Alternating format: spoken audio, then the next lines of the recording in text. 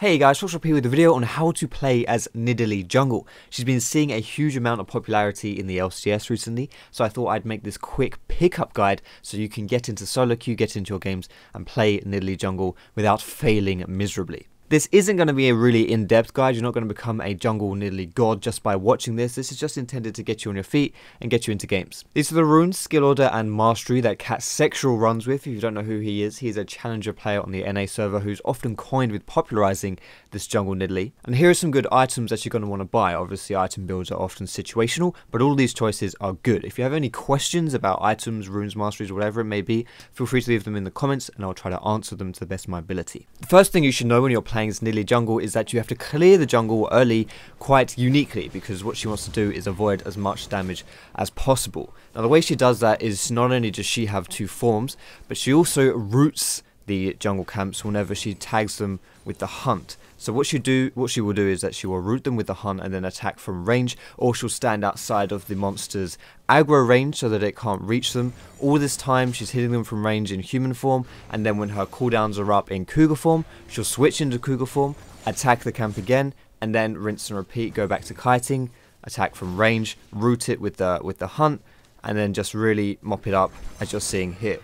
In the early game on jungle Nidalee, I would suggest being aggressive where you can be, whether that's counter jungling or ganking. Nidalee may not have any CC to help with her ganks, but she has a huge amount of damage and a really powerful gap closer should you tag the enemy with your hunt passive. As for counter jungling, Nidalee is one of the safest champions because not only has she got very good mobility, including being able to jump over walls with her pounce, but she can also scout out areas with her traps. In addition to her being very safe, she also has a huge amount of damage, making taking away camps extremely easy. In the mid game, Nidalee is very powerful, especially if you've been able to snowball off of a good early game. However, do be careful of those very powerful early game duelists such as Lee Sin and Kha'Zix, because whereas Nidalee has a lot of mobility and a lot of damage, she is not strong enough to fight those champions 1v1 toe to toe unless she finds them on low health. Her crazy damage means that she can often one-combo an enemy squishy, whether that's a mid laner, the AD carry, or a particularly weak jungler. The key thing to do in the mid game is to keep pressuring the enemy to force objectives, whether that's taking towers, whether that's simply getting kills,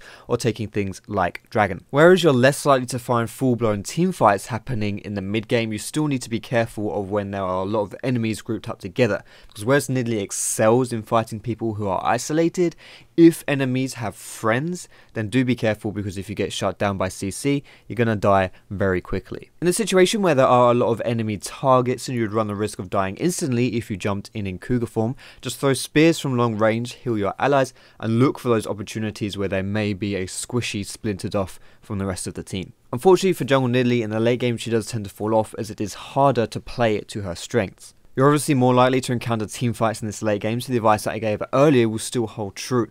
However, this doesn't mean that she is useless when it comes to group fights, just that you're going to be relying a bit more on your team than you did earlier on in the game. How you play teamfights also depends on how you've built your jungle Nidalee. If you've gone for items such as Lichbane, then you'll want to jump in more frequently and your teamfights will be slightly less impactful, because doing that is kind of risky. However, if you've just gone for full damage, then you can be fine poking with spears and doing massive heals onto your allies.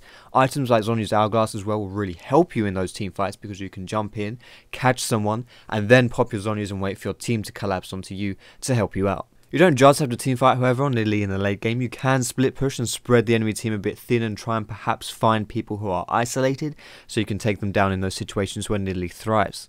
I think that's all I need to say on this quick pickup guide. Just play her a few games, you'll definitely get the hang of her. She's really fun to play, quite unique, and yeah, definitely recommend her for this patch. So if you did enjoy this video, guys, feel free to give it a thumbs up. You can subscribe to me for educational league content. You can find me on Facebook, on Twitter, catch me streaming on Twitch. If you think you have a friend who might enjoy this video, feel free to share it with them as well. But as always, guys, thank you so much for watching. Have a great day, and I will see you in my next video.